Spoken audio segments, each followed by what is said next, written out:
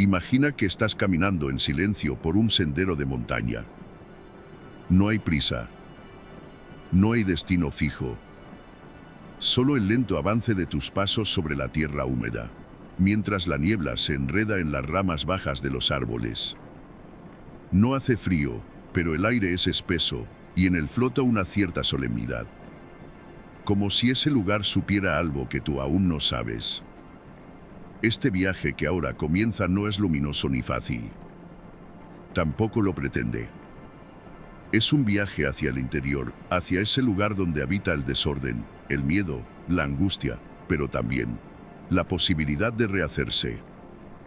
No con entusiasmo, ni con motivaciones vacías, sino con una fuerza que no depende del ánimo, sino de la comprensión de la vida como es. Friedrich Nietzsche nació en 1844, en el seno de una familia religiosa. Fue un niño sensible, introspectivo, con una salud frágil y una mirada profunda. En su juventud fue profesor, filólogo, un amante de la música y un pensador solitario. Su vida estuvo marcada por el sufrimiento físico, la incomprensión y, finalmente, por el colapso mental.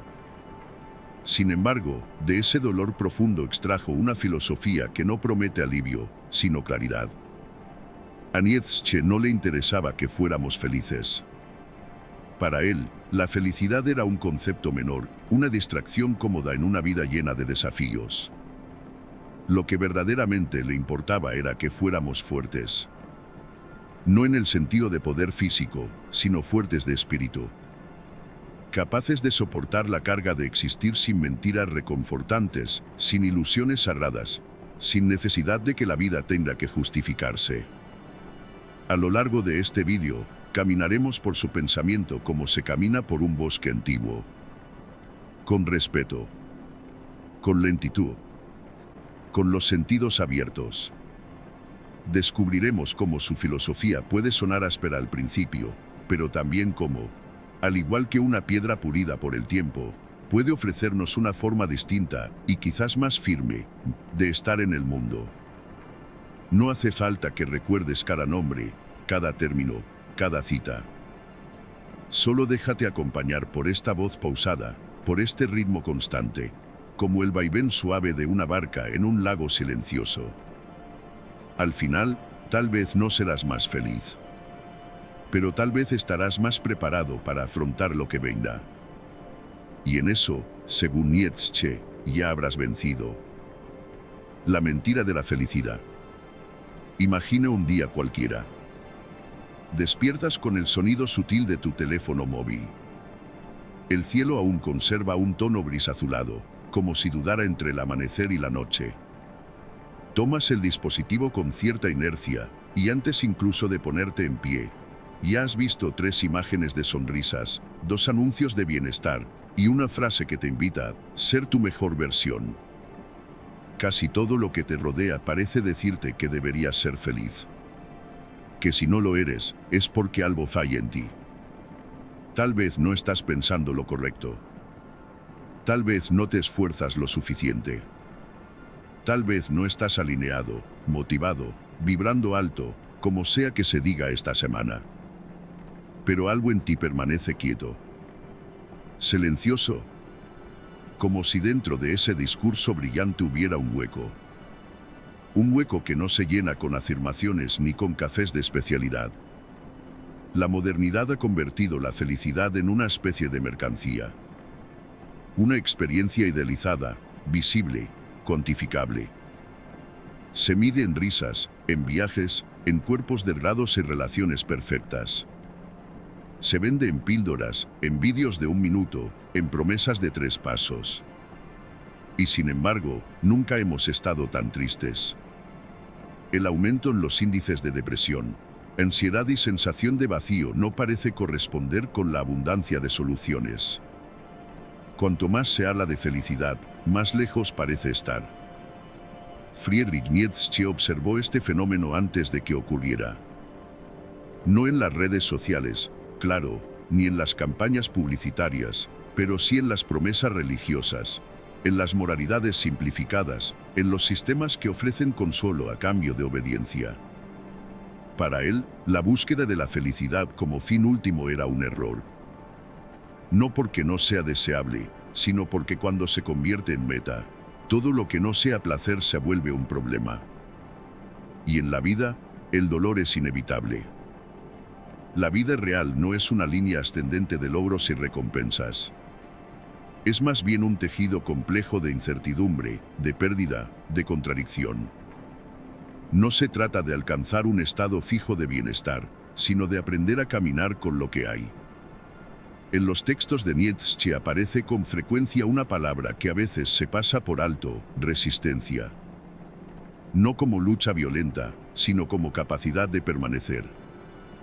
De estar de pie cuando todo alrededor tambalea. De no caer en el cinismo ni en el autoengaño.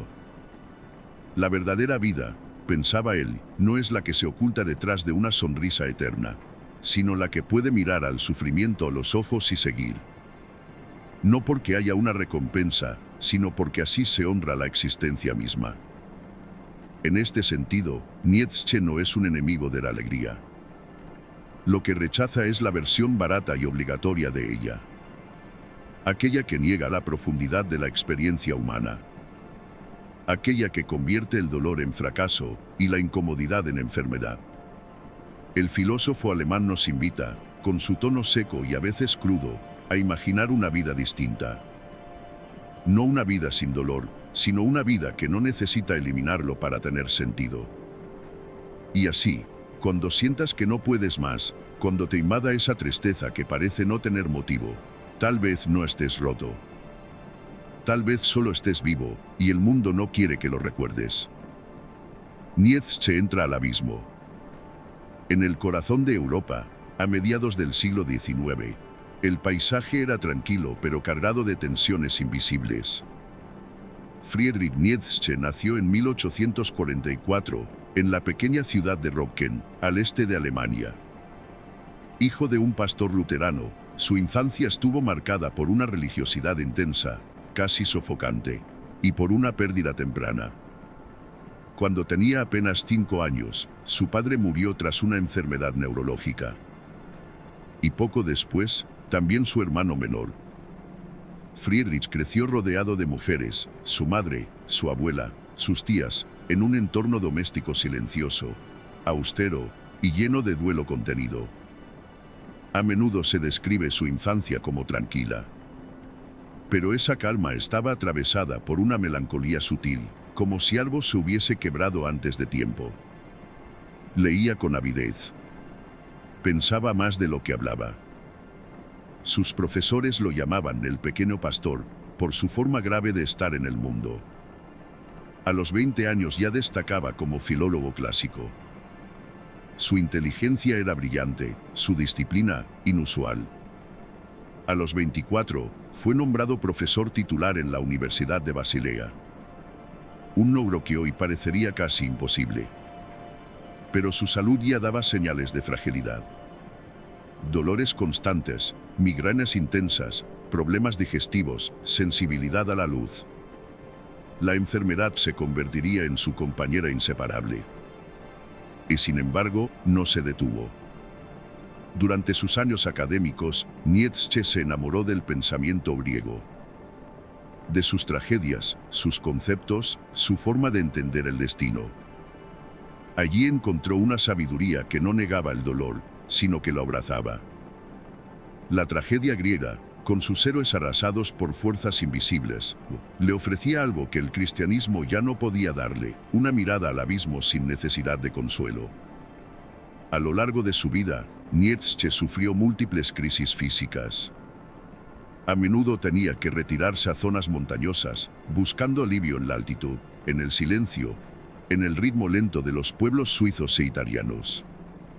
Pasaba largas temporadas solo, escribiendo en cuadernos pequeños, caminando con un bastón entre paisajes rocosos. La imagen es constante, un hombre frágil de cuerpo, pero volcánico en pensamiento. Su obra no fue entendida en su tiempo. Sus libros se vendían mal. Su estilo aforístico desconcertaba. Y su crítica feroz a la religión, la moral y el Estado le granjeó enemigos en casi todos los círculos. Nietzsche vivió entre dos mundos. Uno que se desmoronaba, el mundo de la tradición, la fe, las certezas heredadas, y otro que aún no existía. Lo suyo era un pensamiento de frontera. Por eso, tal vez, fue incomprendido, y por eso mismo, hoy sigue siendo necesario. En 1889, su mente colapsó. Cuentan que en una plaza de Turín, al ver cómo golpeaban a un caballo, Nietzsche se abrazó al animal y cayó al suelo, llorando. Fue internado poco después. Nunca volvió a escribir. Vivió los últimos 11 años de su vida en un estado de deterioro mental profundo, cuidado por su madre, y más tarde por su hermana. Ese final oscuro ha sido interpretado de muchas formas. Algunos dicen que fue el precio de pensar demasiado. Otros, que fue consecuencia de su frágil salud neurológica. Y hay quienes ven allí una metáfora, el filósofo que llevó su mente hasta los límites, y luego cayó. Pero antes de caer, dejó una obra que aún resuena. No como un manual, no como una guía, sino como una serie de huellas, marcas en el suelo de una vida intensa, radical y solitaria. Nietzsche nunca buscó seguidores. Quería individuos. No quería admiración. Quería que cada cual pensara por sí mismo. Que cada uno cargara con su destino como quien carga con un instrumento afinado, aunque a veces suene disonante. Y así, desde su rincón montañoso, enfermo, solitario y casi ciego, dejó palabras que siguen caminando con nosotros. No para consolarnos, sino para hacernos más reales. La voluntad de poder. Imagina una planta que crece entre las piedras.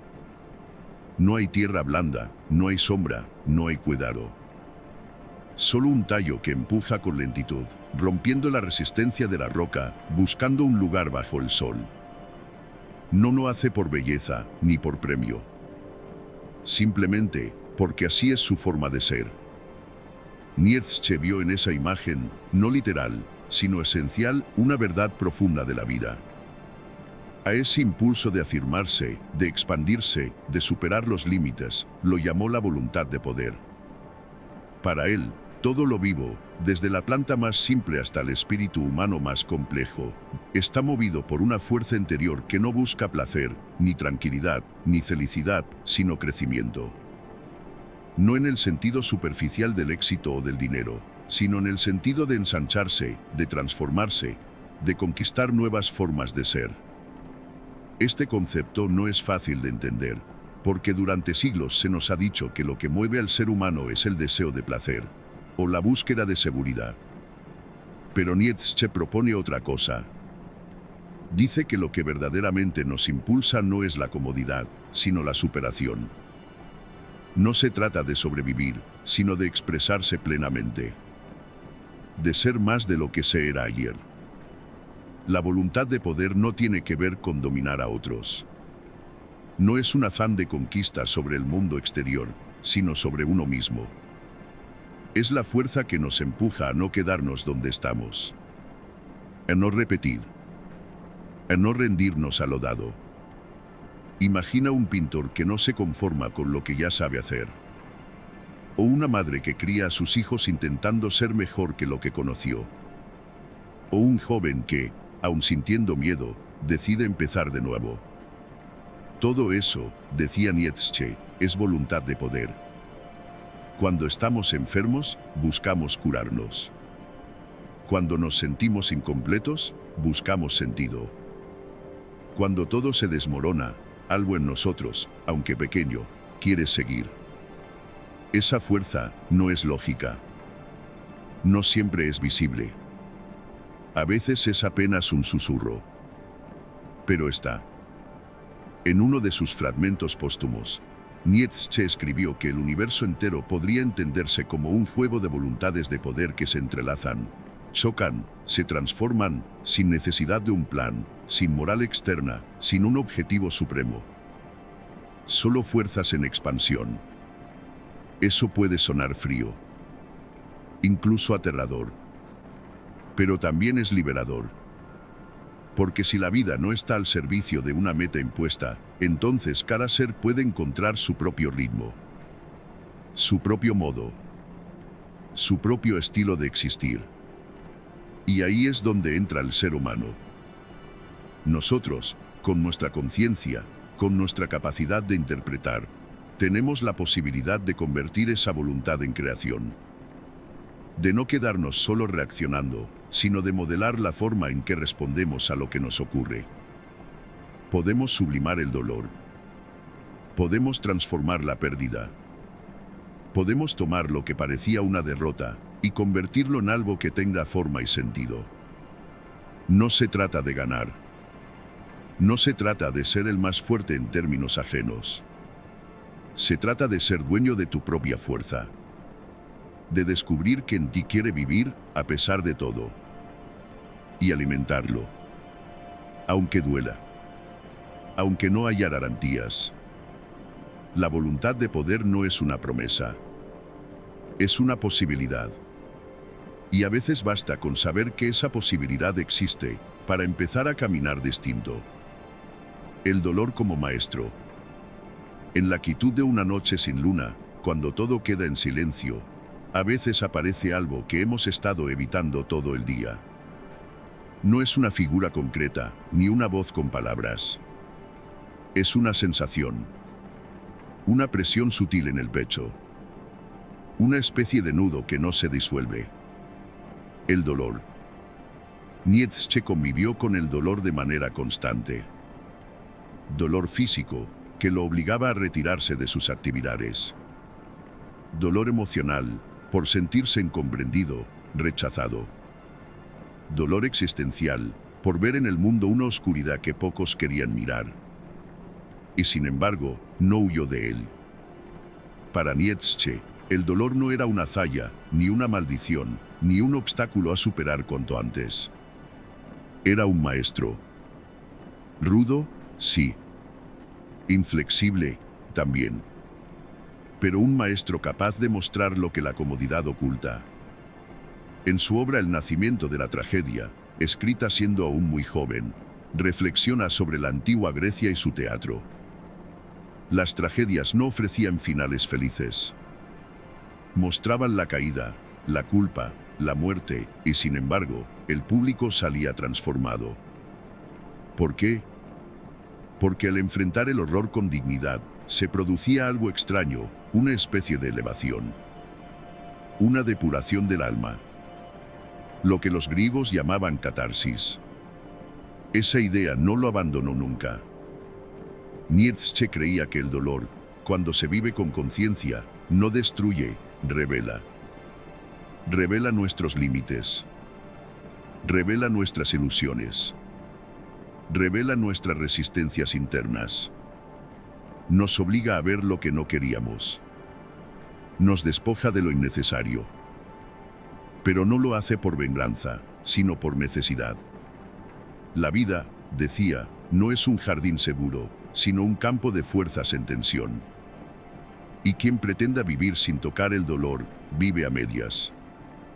Se protege, sí, pero también se pierde algo esencial. Por eso escribió aquella frase que ha sido repetida tantas veces, y a menudo sin comprenderse del todo. Lo que no me mata, me hace más fuerte. No significa que todo dolor sea útil. No significa que debamos buscarlo. Significa que, cuando llega, y llega, inevitablemente, podemos usarlo. Podemos dejar que nos atraviese, sin rendirnos. Podemos permitir que nos transforme, sin convertirnos en piedra. El dolor puede vaciarnos de certezas inútiles. Puede arrancarnos la falsa sonrisa. Puede romper la imagen que sosteníamos y, en ese espacio roto, puede nacer algo más verdadero. Más humilde. Más firme. Hay una fuerza secreta en quien ha sufrido y sigue caminando. Una lentitud distinta. Una mirada más profunda. Una compasión más silenciosa. Nietzsche no nos invita a glorificar el sufrimiento. Nos invita a no huir de él. a dejar de considerarlo como el final del camino y empezar a verlo como una entrada. Una puerta estrecha, oscura, incómoda, pero que lleva a un lugar donde tal vez seamos menos perfectos, pero más reales. Y cuando el dolor regrese, porque lo hará, quizás no nos encuentre tan desorientados. Quizás, incluso, nos encuentre sentados en silencio, esperando, con el corazón sereno, aprender algo más. El nihilismo llega a casa. Hay momentos en los que todo lo que antes parecía tener sentido, de pronto se disuelve. Como si una neblina suave cubriera las palabras, las costumbres, las metas, y dejara en su lugar solo preguntas sin respuesta. Eso es el nihilismo. No una ideología, ni una moda filosófica. Es una experiencia. Una sensación de que nada importa realmente. De que todo lo que hacemos es un esfuerzo vacío en medio de un universo que no responde. Es el eco que queda cuando las viejas certezas han caído y todavía no ha nacido nada nuevo. Nietzsche no inventó el nihilismo, pero fue quien más intensamente lo vio venir. Para él, era el resultado inevitable del colapso de los grandes relatos que habían sostenido la cultura europea durante siglos. El primero de esos relatos era Dios. No un Dios específico, sino el concepto mismo de una verdad absoluta, eterna, externa al ser humano. Con la modernidad, ese Dios empezó a morir. No con un grito, sino con un suspiro largo que se extendió durante generaciones. La ciencia, la razón, el progreso, poco a poco fueron desplazando a lo sagrado. Y cuando eso ocurrió, Nietzsche escribió una de sus frases más conocidas. Dios ha muerto. Y nosotros lo hemos matado. Pero no lo dijo con orgullo. Lo dijo con preocupación. Porque sabía lo que venía después. Cuando una sociedad deja de creer en lo que le daba sentido, no queda un vacío neutro, queda un caos. Y ese caos no se llena fácilmente. Primero aparece el desconcierto. Luego, el cinismo. Finalmente, la apatía. Se sigue viviendo, pero sin dirección. En la raya Ciencia, Nietzsche describe al loco que corre por la plaza, llevando una linterna en pleno día, buscando a Dios, solo para gritar que ya no está. Y nadie lo entiende. Se ríen de él. No porque no crean lo que dice, sino porque aún no han sentido las consecuencias. Aún viven como si nada hubiera cambiado. Pero el cambio ya está en marcha. Ese es el nihilismo. Cuando los valores antiguos ya no valen y los nuevos aún no existen. Cuando las palabras grandes, verdad, justicia, belleza, suenan huecas. Cuando los proyectos de vida se reducen a distracciones y consumo. Nietzsche vio en eso un peligro, pero también una oportunidad. El peligro es evidente, sin sentido, el ser humano se vuelve frágil, manipulable, desesperado. Puede caer en la violencia, en el resentimiento, en la búsqueda de líderes que le prometan sentido fácil. Puede perderse en ideologías vacías, en adicciones dulces, en rutinas sin alma. Pero también hay una posibilidad. Porque cuando todo se ha derrumbado, tal vez podamos construir de nuevo. No con los materiales heredados, sino con una fuerza nueva. Una fuerza que no busca volver al pasado, ni entregarse al caos, sino crear valores propios. Dar forma a lo informe. Elegir lo que merece ser afirmado. Nietzsche llamó a eso la transvaloración. Una tarea ardua. Solitaria. Lenta, pero profundamente humana. Y tú, en silencio, tal vez también la conozcas. Ese momento en el que todo perdió sabor. Esa etapa en la que nada parecía suficiente. Esa larga noche del alma, que no era depresión ni enfado, sino un cansancio existencial. Si has pasado por ahí, sabes lo que es el nihilismo. Y tal vez ya estés dando los primeros pasos fuera de él. El hombre último. En una de sus obras más enigmáticas, Así habló Zaratustra, Nietzsche presenta la imagen de un hombre que anuncia algo nuevo, y al mismo tiempo, algo que es el final de todo. Ese algo es el hombre último. No es un monstruo. No es un dictador. No es un criminal. Es común. Tan común que apenas se nota. Vive sin sobresaltos.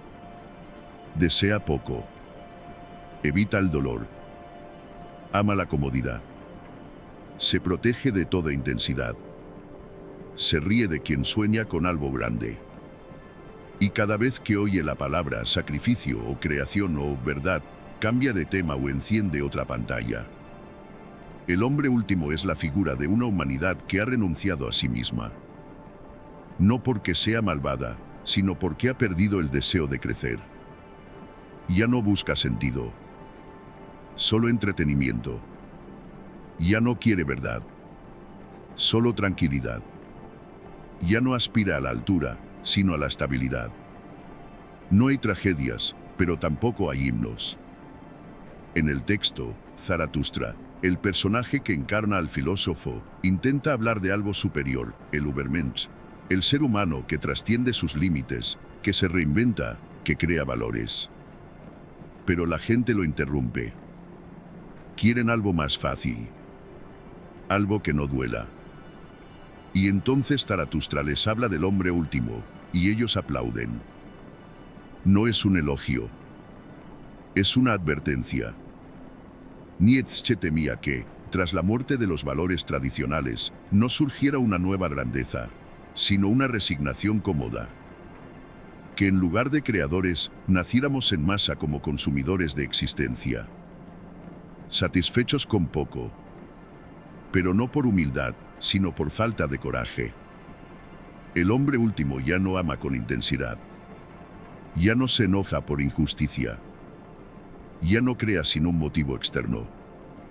Solo repite lo que ya está probado. Solo desea lo que se le ofrece. No hay peligro en él. Pero tampoco hay belleza. Su mundo está lleno de normas suaves, de luces tenues, de placeres instantáneos. No hay hambre, pero tampoco hay banquetes. No hay guerras, pero tampoco hay epopeyas. Hay bienestar y olvido. Nietzsche no detestaba al hombre último. Lo comprendía. Porque todos llevamos un poco de él dentro. Esa parte que quiere evitar el conflicto. Que prefiere no pensar demasiado. Que se conforma con lo mínimo para no sufrir. Esa parte que, al final del día, solo quiere distraerse hasta dormirse. Pero si dejamos que esa parte gobierne, nos vaciamos. Y entonces, incluso en medio del confort, aparece un cansancio extraño. Una insatisfacción suave pero persistente. Como una niebla que se cuela por las grietas del alma. No duele mucho, pero nunca se va. Es la sensación de haber vivido, sin haber vivido. Nietzsche escribió con rabia, con ironía, con crudeza, pero también con un deseo inmenso, que no nos durmiéramos. Que no eligiéramos lo fácil por rutina. Que no cambiáramos el fuego interior por la temperatura controlada de una vida predecible. No todos serán héroes. No todos escribirán libros. Pero cada uno, en lo íntimo, puede decidir si será parte de lo que crea, o parte de lo que solo repite. Y tú, desde tu lugar silencioso, tal vez ya lo estás intuyendo. El eterno retorno. Imagina que estás sentado frente a una vela encendida. El aire es quieto, la llama no se agita. Y alguien, desde un rincón invisible, te susurra al oído. Todo lo que has vivido, volverá. No una vez, sino para siempre. Cada gesto, cada palabra, cada pensamiento, se repetirá eternamente. Esta misma escena, una y otra vez. Sin fin. Eso es el eterno retorno.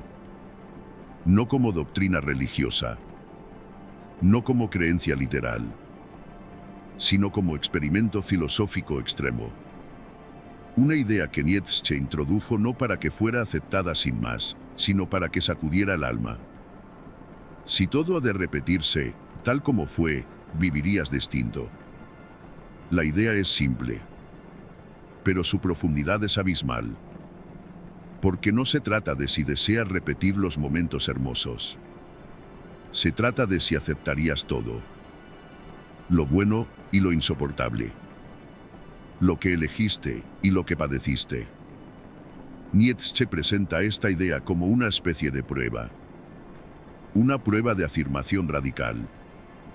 Si puedes mirar tu vida y decir, sí, acepto que esto se repita eternamente, entonces estás viviendo con autenticidad. Pero si no puedes, si al pensarlo te invade el rechazo, la culpa o la vergüenza, tal vez algo en tu vida necesite transformarse. El eterno retorno no es un castigo. Es un espejo. Un espejo que no miente. Que te devuelve tu existencia tal como es, sin adornos, sin edición. Y te pregunta, sin palabras, ¿esto es lo que querías? Muchos lo han considerado una idea insoportable. Porque obliga a mirar con claridad. A dejar de esperar una salvación futura. A soltar la fantasía del algún día. Y a preguntarse, aquí y ahora, si este instante es digno de ser eterno. Nietzsche no decía que todos debamos alcanzar esa afirmación. Sabía que es difícil. Que hay momentos que duelen demasiado, errores que pesan demasiado. Pero también creía que, si podemos construir una vida que quisiéramos repetir, habremos logrado algo extraordinario. No se trata de éxito. No se trata de fama. Se trata de presencia. De vivir sin desear escapar. De hacer del instante algo completo. Este pensamiento está vinculado al amor fati, el amor al destino. No solo aceptar lo que ocurre, sino amarlo. No resignarse, sino afirmar, con toda el alma, incluso lo que no elegimos. ¿Es posible? Tal vez no siempre. Pero como ideal, es poderoso. Puede guiarnos en momentos de duda. Puede ayudarnos a elegir con más coraje. A hablar con más honestidad. A mirar a los demás con menos juicio. Porque si todo se repite, cada acto tiene un peso infinito.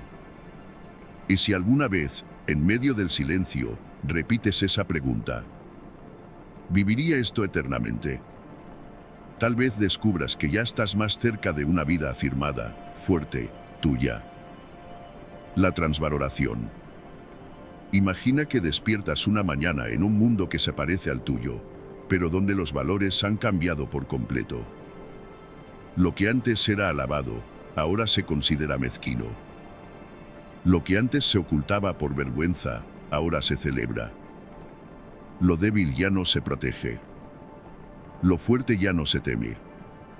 No hay reglas heredadas.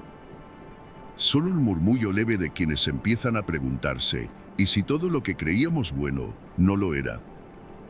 A este proceso Nietzsche lo llamó transvaloración de todos los valores. No como un capricho, ni como un ejercicio destructivo, sino como una necesidad histórica profunda. Cuando los valores dominantes ya no sostienen la vida, cuando se vuelven contradicción, carga, mentira, hace falta romperlos. No por placer, sino por fidelidad a lo real. Durante siglos, la moral cristiana, y muchas de sus prolongaciones modernas, exaltó la humildad, la obediencia, la compasión, el sacrificio. Lo hizo en nombre de un bien superior, de una verdad eterna, de una redención futura. Pero Nietzsche observa otra cosa. Ve, debajo de esos valores, una historia no contada. Ve a los vencidos, transformando su derrota en virtud. A los débiles, condenando la fuerza como maldad.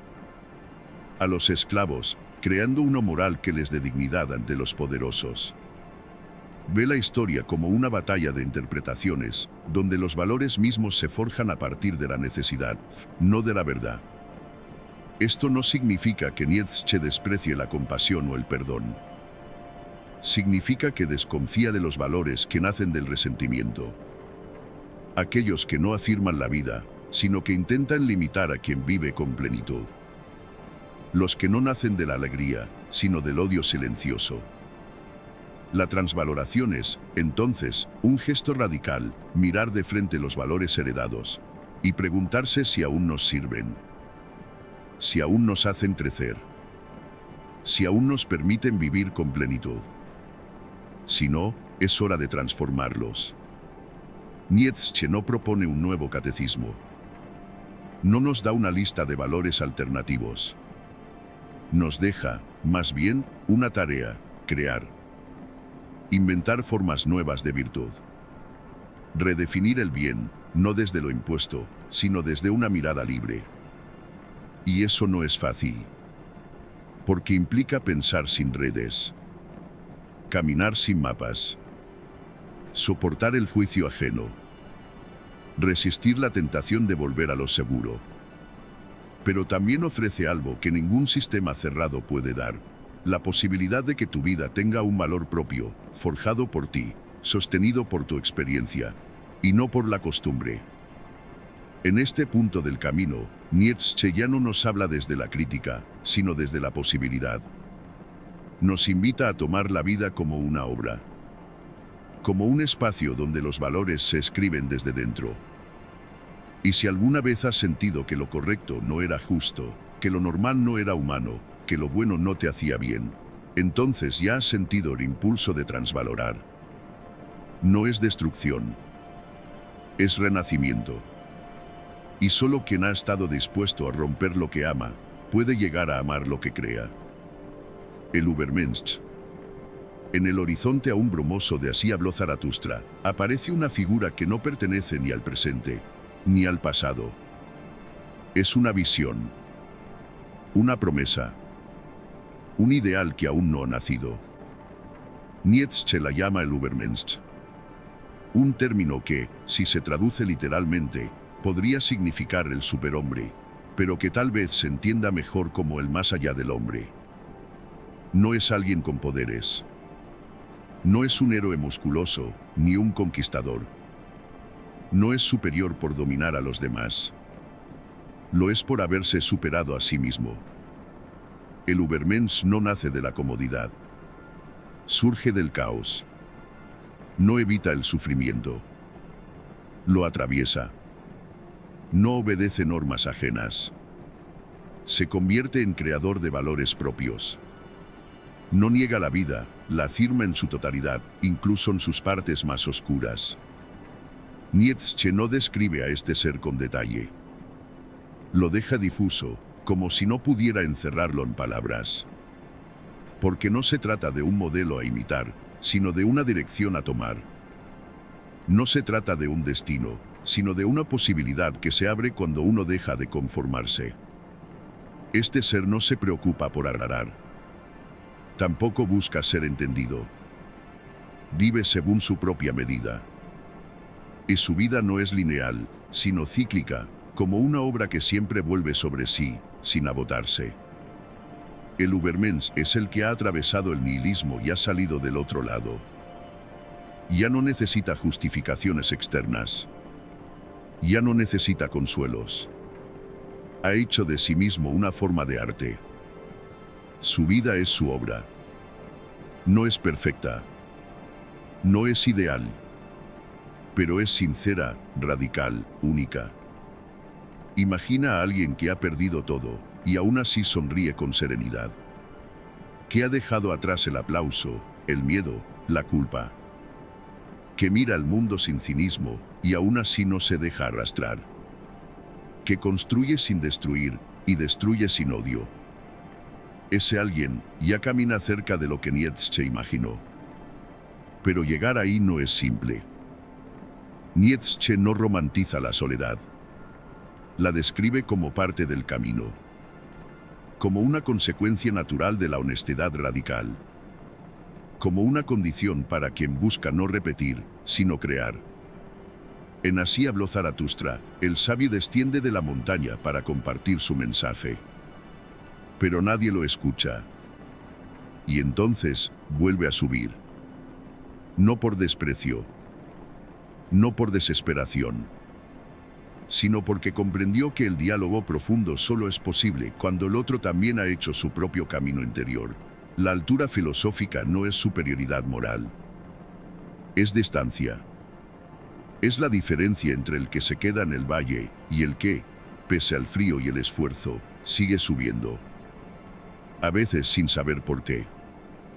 A veces sin compañía. A veces sin certeza. Pero hay algo en esa altura que cambia la mirada. Desde allí, las pasiones se ven distintas. Las urgencias se disuelven. Las palabras sobran. Y el pensamiento se vuelve más silencioso. Más lento. Más exacto. Nietzsche vivió esa experiencia. Y pagó su precio. No fue comprendido.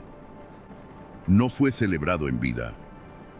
Murió aislado, quebrado, malinterpretado. Pero su eco aún resuena. Porque su soledad no fue una huida. Fue una forma de fidelidad a la verdad.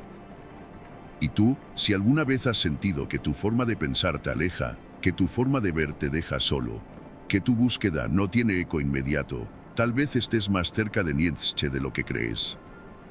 Porque la altura, aunque vacía, a veces, también ofrece un tipo de claridad que solo se revela a quien ha aprendido a estar solo sin estar perdido. Danza con el caos. Hay una imagen que recorre toda la obra de Nietzsche, a veces explícita, otras veces apenas sugerida. No es una imagen de orden ni de equilibrio. Es una imagen de movimiento, de intensidad, de danza. Pero no una danza coreografiada. No una danza previsible. Es una danza con el caos. Nietzsche comprendía que la vida, en su fondo más profundo, no es armónica ni simétrica. Es exceso. Es cambio. Es contradicción. Es lucha de fuerzas que no buscan reposo, sino transformación. En otras palabras, la vida no quiere descansar. Quiere seguir vibrando. Para muchos pensadores, el caos era algo a evitar. Un mal a domesticar. Un obstáculo para el pensamiento claro. Pero para Nietzsche, el caos era el origen. El sustrato creativo. La condición misma para el surgimiento de algo nuevo. En uno de sus fragmentos más citados, escribió: hay que tener todavía caos dentro de sí para poder dar a luz una estrella danzarina. No es una metáfora cualquiera. El caos no es aquí destrucción ciega. Es materia fértil. Es lo no resuelto, lo no definido, lo imposible.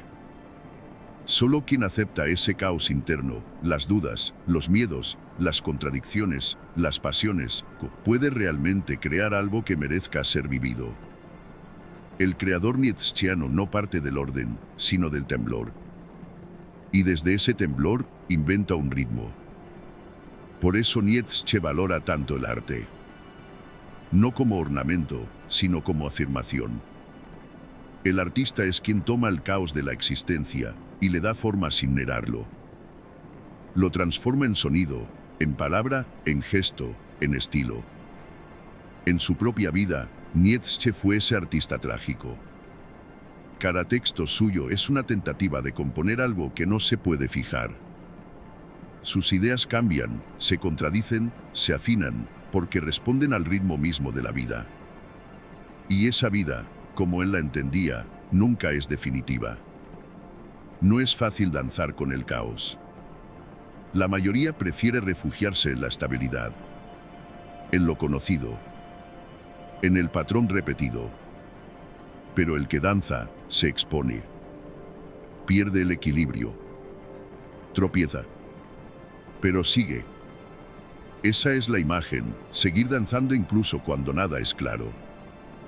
Incluso cuando no hay música. Incluso cuando nadie mira. Danzar con el caos no es resignarse. Es asumir que el mundo no está hecho para ser comprendido del todo, sino para ser vivido con intensidad, con ligereza, con arte. Y tal vez, en esos momentos donde sientes que todo es incierto, donde no hay guías, donde no hay respuestas, puedas empezar a mover el cuerpo, aunque sea internamente, con ese gesto suave del que no necesita garantías, solo un poco de espacio para empezar. Porque el caos que llevas dentro también puede ser la materia de tu estrella danzarina. La risa del espíritu libre. Hay una cualidad que rara vez se asocia con Nietzsche, pero que atraviesa toda su obra si uno sabe escuchar. No es la gravedad. No es la desesperación. Es algo más liviano, más sutil. Algo que no se impone, pero que brilla como una chispa entre las sombras. Es la risa. No una risa burlona. No una risa hiriente. Es la risa del que ha visto demasiado y aún así sigue adelante.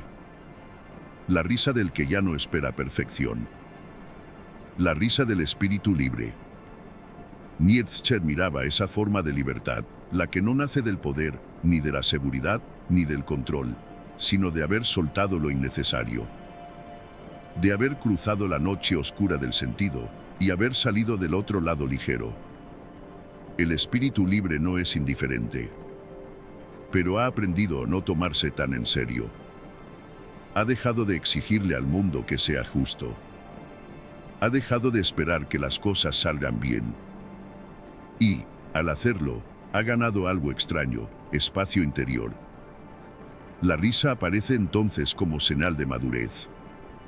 No como burla, sino como aceptación. Como un suspiro que se vuelve sonrisa. Como quien, después de una tormenta larga, ve el cielo despejado y no dice nada, solo respira, y deja escapar una carcajada baja, casi muda. En muchos pasajes de Así habló Zaratustra, Nietzsche habla del niño como símbolo del espíritu libre. El niño no está atado a la culpa. No necesita justificar cada gesto. Fue. Cambia. Se olvida. Y vuelve a empezar. Esa espontaneidad, esa flexibilidad es, para Nietzsche, más sabia que muchas de nuestras filosofías rígidas. La risa, entonces, es lo que ocurre cuando ya no estamos a la defensiva. Cuando ya no necesitamos demostrar. Cuando la vida no es algo que hay que soportar, sino algo con lo que podemos jugar. Incluso ante la tragedia, incluso ante la locura, Nietzsche no pierde del todo ese tono. Sus textos están llenos de ironía, de imágenes absurdas, de exageraciones que provocan un gesto entre la duda y la risa. No para distraer, sino para aligerar la carga. Para mostrar que, incluso cuando todo parece derrumbarse, aún hay una forma de vivir sin que el alma se endurezca. No es fácil reír con el corazón herido, pero tampoco es imposible. La risa del espíritu libre no niega el sufrimiento. Lo atraviesa. No lo trivializa. Lo acompaña. No se ríe a pesar de, sino con el mundo, tal como es. Y si alguna vez, en medio del cansancio, has logrado sonreír sin razón, si has sentido que podías soltar un poco la exigencia, la autoimagen, el miedo, tal vez, por un instante, ya fuiste ese espíritu libre. No hay fórmula para llegar ahí. No hay camino recto. Pero saber que esa risa existe ya es un consuelo. Un tipo de consuelo que no promete nada, pero que acompaña bien. Y en los días en que todo pese demasiado, tal vez puedas recordarla. Una risa suave. Un gesto apenas, pero suficiente para seguir. Cuando Nietzsche cayó, hay momentos en los que una mente, por brillante que sea, se quiebra. No de golpe. No como un estallido. Más bien como una grieta lenta, que se abre en silencio, hasta que un día, ya no se puede sostener. Eso fue lo que ocurrió con Nietzsche. En enero de 1889, en la ciudad de Turín, algo cambió definitivamente. Llevaba semanas escribiendo cartas extrañas. Firmaba como Dionisio o como el crucificado. En sus palabras había delirio, exaltación, fragmentos de revelaciones imposibles. La historia más repetida cuenta que, al ver cómo un cochero maltrataba a su caballo, Nietzsche corrió hacia el animal, lo abrazó y luego cayó al suelo, llorando, sin poder hablar. Después de eso, ya no volvió a escribir. Fue trasladado a un hospital psiquiátrico. Más tarde, lo cuidó su madre. Y, tras su muerte, su hermana Elizabeth. Pasó los últimos 11 años de su vida en un estado de deterioro mental severo, casi sin contacto con el exterior. Su mirada, antes aguda, se volvió lejana. Su cuerpo, antes frágil pero activo, quedó inmóvil. Mucho se ha dicho sobre ese final. Hay quienes lo interpretan como el colapso inevitable de una mente demasiado intensa.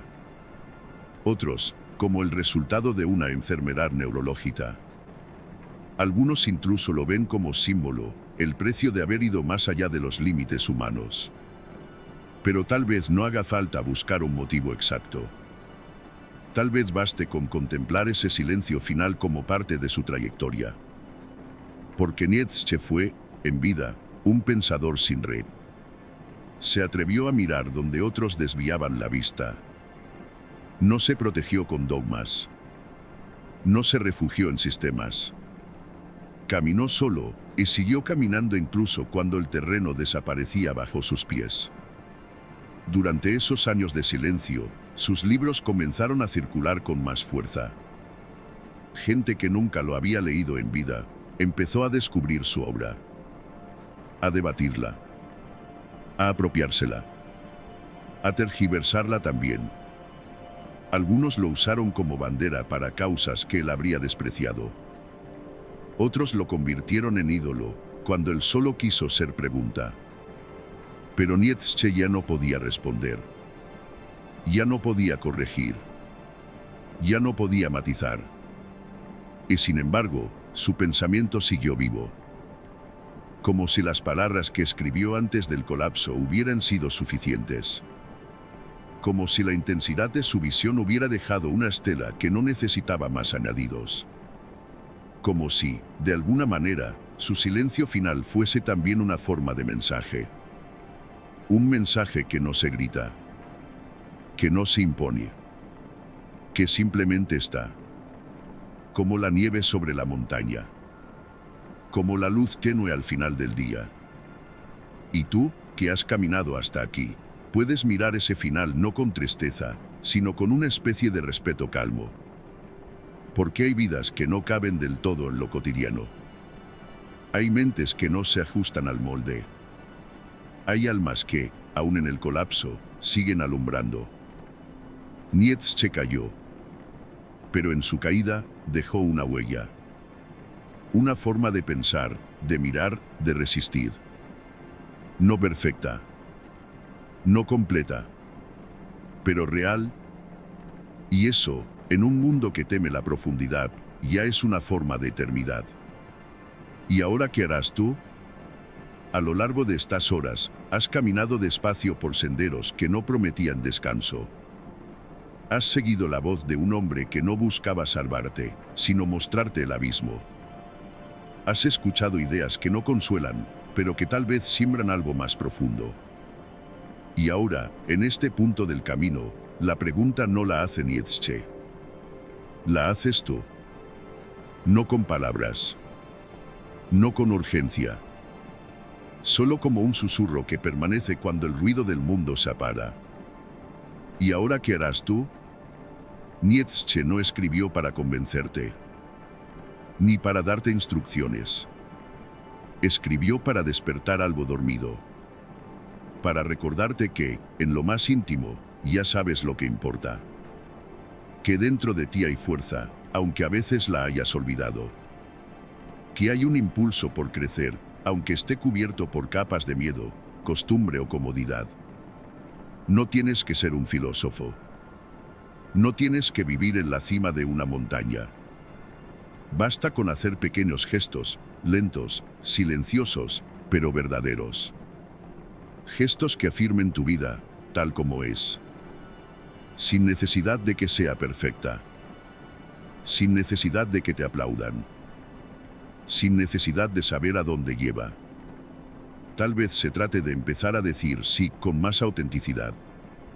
O de decir no con más claridad.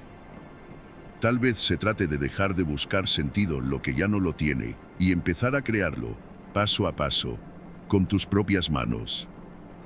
Quizás haya días en los que vuelvas a caer en la tristeza sin causa, en la duda sin forma, en la fatiga sin nombre. Y aún así, algo en ti recordará este viaje. No como un conocimiento más, sino como una pequeña llama que no se apaga. El pensamiento de Nietzsche no es una respuesta. Es un espejo. A veces incómodo. A veces generoso.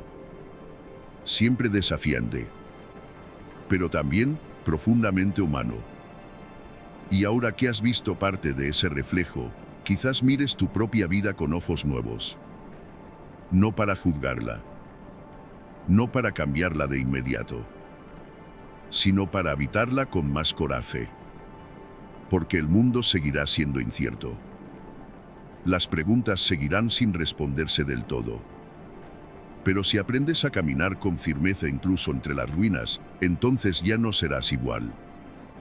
Y quizás, sin darte cuenta, ya estés empezando a convertir tu vida en una obra de arte silenciosa. No para mostrar. No para demostrar. Solo para vivirla. Con estilo. Con forma. Con verdad. Y ahora, el camino se vuelve quieto. Las palabras se han ido asentando, como hojas secas sobre un sendero sin pisadas. No hace falta recordar cada concepto, ni cada idea.